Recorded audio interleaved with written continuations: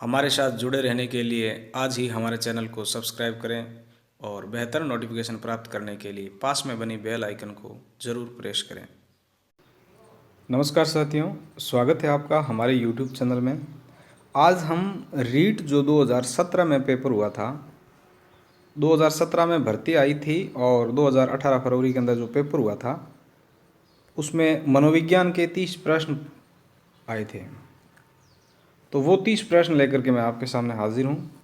इससे पहले 4 video upload कर दिए गए हैं जिनमें हिंदी के व्याकरण और शिक्षण विधियों से संबंधित प्रश्न है वो डाल दिए गए हैं। आज के वीडियो में बाल विकास एवं शिक्षा शास्त्र से संबंधित 30 प्रश्न है वो आपके सामने आएंगे और ये पढ़ने के बाद में आपको स्वयं मूल्यांकन भी हो जाएगा और प्रश्नों की प्रकृति भी पता चल जाएगी कि किस प्रकार के प्रश्न है वो हमारे रीट में आगे आएंगे और किस तरीके से हम किस दिशा में तैयारी करें ताकि हम अच्छे से नंबर गेन कर सकें। तो शुरू करते हैं आज का वीडियो।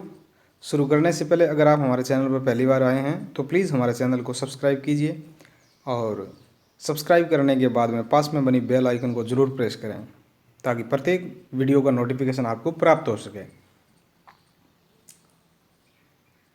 हमारे वीडियो को ज़्यादा से ज़्यादा शेयर करें, लाइक करें और कमेंट करें। तो शुरू करते हैं आज के वीडियो का पहला प्रश्न। प्रश्न है, अत्यंत निपुणतापूर्ण अधिगम पद्धति जिस पर बांडुरा तथा वोल्टर ने बल दिए था वह है। सही उत्तर होगा निरीक्षण युक्त अधिगम या अनुकरण। इसका सही उत्तर होगा निरीक्षण युक्त अधिगम या अनुकरण। जैसा कि आप सब जानते हैं कि बांडुरा ने सामाजिक अधिगम सिद्धांत दिया था, तो सामाजिक अधिगम सिद्धांत में उन्होंने निरीक्षण को अधिक प्रेफर किया था और निरीक्षण करने के बाद में उस चीज़ को बच्चा अनुकरण करता है और फिर सीखता है। तो इसका सही उत्तर होगा निरीक्षण युक्त अधिगम या अनुकरण। अगला दूसरा प्रश्न है, शिक्षा के अधिकार अधिनियम के अंतर्गत निम्न में से क्या शिक्षक के कार्य नहीं माने गए हैं, अर्थात शिक्षक के कार्य नहीं माने गए।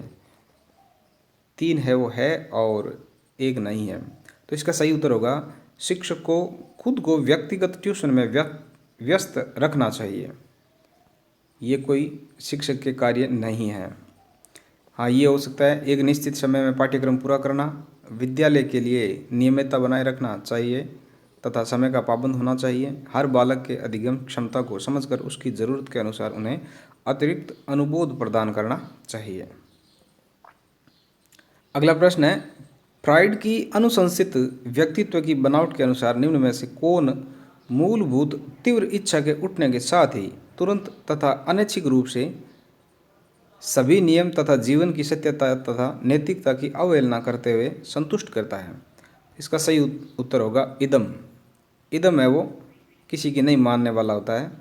अहम जो इन दोनों के बीच की कड़ी होती है, जोड़े रखता है, और परायम है वो सुपरी को बोलते हैं इसे, जो सबसे आदर्श माना जाता है। इदम है वो जूते खाने के पूरे पूरे चांस करवा देता है। तो ये कह रहा ना कि तीव्र इच्छा उठने के साथ ही तुरंत या अनैच्छिक रूप से उस कार्य को करने के लिए वो तत्पर हो जाता है, किसी चीज़ की बिना परवाह किए हुए। अगला प्रश्न है, जब कोई बारंबार अपनी कमजोरियों से निकलने में असफल होता है और कुछ प्रवीणता हासिल करता है या साधारणतः अधीनता या अपकर्ष को ज़्यादा बल देने लगता है, ऊपरी लिखित तथ्य को किसने हीन भावना कहा है। हीन भावना कहा है। इसका सही उत्तर होगा अल्फ्रेड एडलर। तो इसकी एक परिभाषा भी पूछी गई है। अगला प्रश्न है, समायोजन प्रक्रिया के दौरान विद्यार्थीगण बहुत से विरोधाभासी परिस्थितियों से गुजरते हैं। उदाहरण स्वरूप, एक विद्यार्थी शिक्षक के सामने अपनी गलतियों को स्वीकार करना चाहता है, पर इसके साथ ही वह शिक्षक द्वारा दंडित होने से भी डर रहा है। निम्न में से किसके सापेक्ष में इसे अच्छी तरह समझाया गया है। तो इसमें क्या हो रहा है कि बच्चा अपनी गलतियों को स्वीकार करना चाहता है और स्वीकार करने के साथ साथ वो क्या करना चाहता है कि टीचर को बताना चाहता है, लेकिन बताने के साथ साथ दूसरा उसके दिमाग में ये आ रहा है कि बता दिया तो फिर सर जी मारेंगे। तो एक चीज़ उसमें सकारात्मक हो रही है, लेकिन दूसरी चीज़ है वो नकारात्मक ला रही है। तो इसलिए इस पद्धति को हम उपागम परिहार संघर्ष भी कहते हैं। अर्थात एक जब वे समय जो व्यक्ति किसी कार्य को करना चाहता है, एक को करना चाहता है लेकिन दूसरे कार्य से वो डरता है या घृणा करता है, तो उसे उपागम परिहार संघर्ष भी कहते हैं। इस प्रश्न का सही उत्तर होगा पद्धति वर्जन विरोधाभासी परिस्थिति। आगे प्रश्न है, एक 5 वर्ष के बच्चे में दूसरों के प्रति प्रतिक्रिया तथा संप्रेषण में कमी है तथा असामान्य व्यवहार को बार बार करता है। इस तरह के लक्षण किस चीज का प्रतीक है? तो इसका सही उत्तर होगा शैशव स्वलीनता, अर्थात बच्चा अपने आप में खोया हुआ है। स्वलीनता का तात्पर्य होता है कि बच्चा अपने आप में खोना। किशोरावस्था की ऐसी आदत जिसमें खुद को भूखे रहने की प्रवृत्ति होती है तथा यह ऐसी अवस्था को कहा जाता है। इस अवस्था को एनोरेक्सिया नर्वोसा कहते हैं। एनोरेक्सिया नर्वोसा कहते हैं। इसका सही उत्तर होगा ए, विकल्प नंबर ए। अगला प्रश्न है, निम्न में से किस तकनीक के अंतर्गत एक बच्चा किसी चीज़ को हासिल करता है जिसे बाद में वे अपने इच्छुक चीज़ें, कार्य या लाभ में बदल सकता है? तो इसका सही उत्तर होगा टोकन इकोनॉमी, विकल्प नंबर ए। अगला प्रश्न है, सीखने का व्यवहारिक सिद्धांत किसके द्वारा दिया गया? सीखने का व्यवहारिक सिद्धांत किसके द्वारा दिया गया? इस प्रश्न में बोनस दे दिया गया, बोर्ड द्वारा इसमें बोनस दे दिया गया है। तो व्यवहार तो थार्नडाइक ने भी व्यवहार दिया था, कोहलर ने भी दिया था। तो इस प्रश्न पे ज़्यादा विकल्प सही होने की वजह से हल और टोलमैन ने भी दिया था, तो इसलिए इसको बोर्ड ने बोनस के द्वारा निर्धारित किया है। अगला प्रश्न है, निम्न में से कौन सी संस्था प्रशिक्षण, नियमावली तथा कार्यक्रमों का विकलांगता पुनर्वास के क्षेत्र में भारत में क्रियान्वयन करता है? इसका सही उत्तर होगा भारतीय पुनर्वास परिषद। नेक्स्ट प्रश्न है, निम्न में से कौन सा शब्द दूरदर्शिता के लिए दिया गया है? तो इसके लिए भी बोर्ड ने है वो बोनस दिया है। ये भी बोनस के द्वारा निर्धारित किया गया प्रश्न है। चलिए आगे हैं, ज़्यादातर बच्चे प्रथम सार्थक शब्द इस उम्र में बोलते हैं। तो प्रथम सार्थक शब्द है वो किस उम्र में बोलते हैं? 10 से 13 महीने में बच्चा है वो प्रथम सार्थक शब्द बोलने शुरू हो जाते हैं, जैसे पा, पा, माँ ऐसे करके ये शुरू हो जाते हैं, पा, माँ जो भी है। अगला प्रश्न है, बहुबुद्धि सिद्धांत के जनक कौन है? तो बहुबुद्धि सिद्धांत के जनक गार्डनर है, हार्वर्ड गार्डनर है वो बहुबुद्धि सिद्धांत के जनक है। निम्न में से किसने सामाजिक रचनावाद दर्शन पर अत्यधिक बल दिया? सामाजिक रचनावाद दर्शन पर अत्यधिक बल दिया वाइगोत्स्की ने। इसका सही उत्तर होगा विकल्प नंबर ए। निम्न में से कौन सी दृष्टिबाधित विद्यार्थियों के लिए उपयोग की जाने वाली सहायक सामग्री नहीं है? दृष्टिबाधित जो विद्यार्थी है उनके लिए उपयोग की जाने वाली सामग्री में नहीं है, अर्थात पाठ्य पुस्तक का अनुपूरक ये इन बच्चों के लिए नहीं है। बाकी बड़े बड़े प्रिंट की किताबें ठीक है, सही है। वाणी विश्लेषण सुनकर के बच्चे पढ़ सकते हैं। विशाल कंप्यूटरीकृत किताबें ठीक है, ये इसका उत्तर सही नहीं है, अर्थात विकल्प नंबर डी है वो इसका सही उत्तर हो जाएगा। श्रवण में विकृति का माप की जाती है, यानी सुनने में अगर कोई दोष है तो उसके माप किस तरीके से की जाती है? तो वो डेसिबल के माध्यम से मापा जाता है।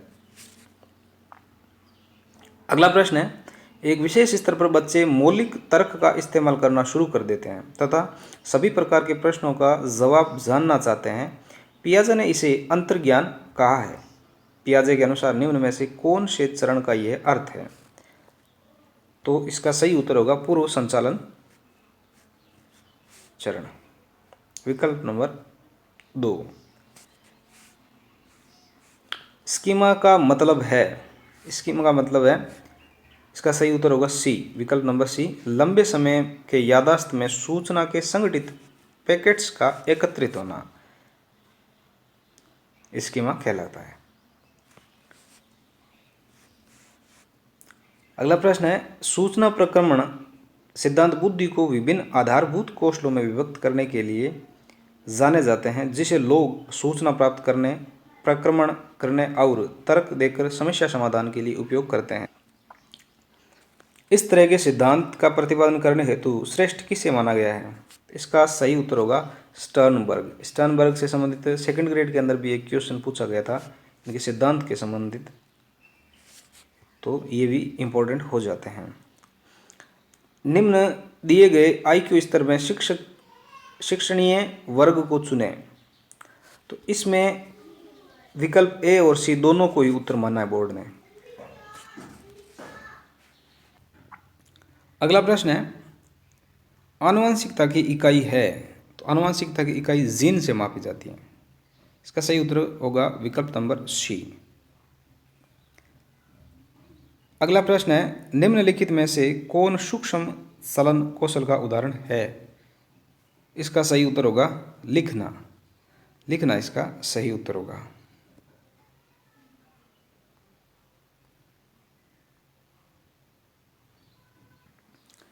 अगला प्रश्न है, यदि पूनम की कालानुक्रमिक उम्र तथा मानसिक उम्र 9 साल है तो उसकी बुद्धि लब्धि का वर्ग हो सकता है।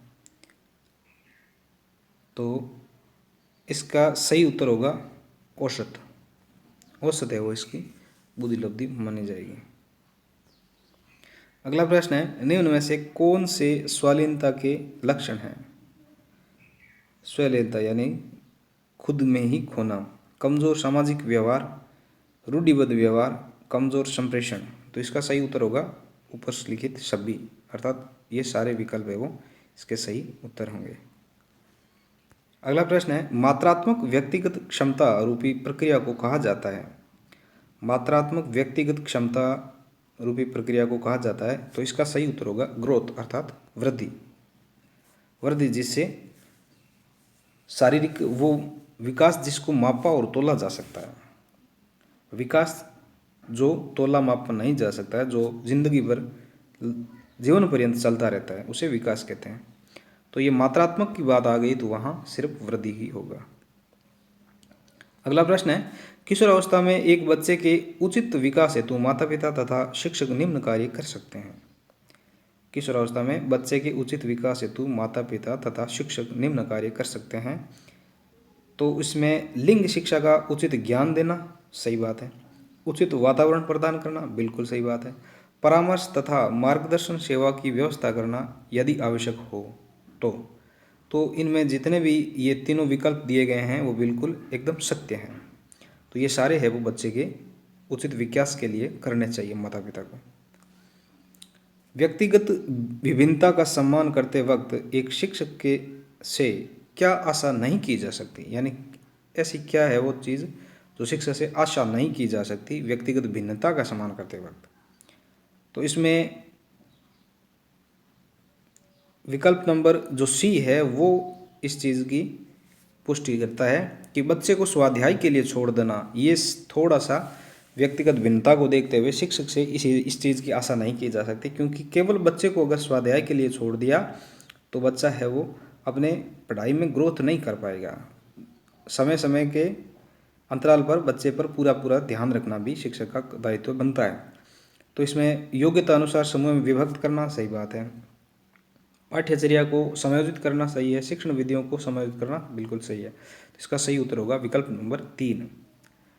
अगला प्रश्न है, एक शिक्षक अपनी कक्षा में थार्नडाइक के सिद्धांत को लागू करने जा रहा है। भूल और सिद्धांत, प्रयत्न और भूल का सिद्धांत। निम्नलिखित में से क्या शिक्षक को लागू नहीं करना चाहिए? क्या नहीं करना चाहिए? तो इसमें बच्चों को नई चीज़ें सीखने हेतु खोज विधि के लिए उन्मुख किया जाना चाहिए। ये विकल्प है वो इसका सही उत्तर नहीं होगा। अगला प्रश्न है, बाल्यावस्था के दौरान अपने तथा दूसरों के नज़रिए में फर्क करने में अयोग्यता को दर्शाता है। तो इसका सही उत्तर होगा आत्मकेंद्रस्थ अर्थात ईगोसेंट्रिसिज्म। इसका सही उत्तर होगा विकल्प नंबर 2, अर्थात आत्मकेंद्रस्थ बाल्यावस्था के दौरान अपने तथा दूसरों के नजरिए में फर्क करने में अयोग्यता को दर्शाता है। अगला और अंतिम प्रश्न है,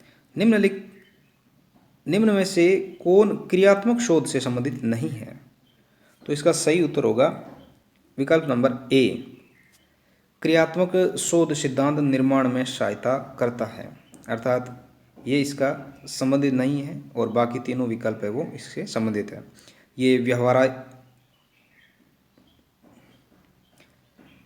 ये व्यवहारिक समस्या के समाधान करने में सहायक है, त्वरित चिंताजनक समस्या के ऊपर ये केंद्रित होता है, ये रचनात्मक प्रतिक्रिया देते हैं, जैसे उद्देश्य और प्रणाली में खुला परिवर्तन होना।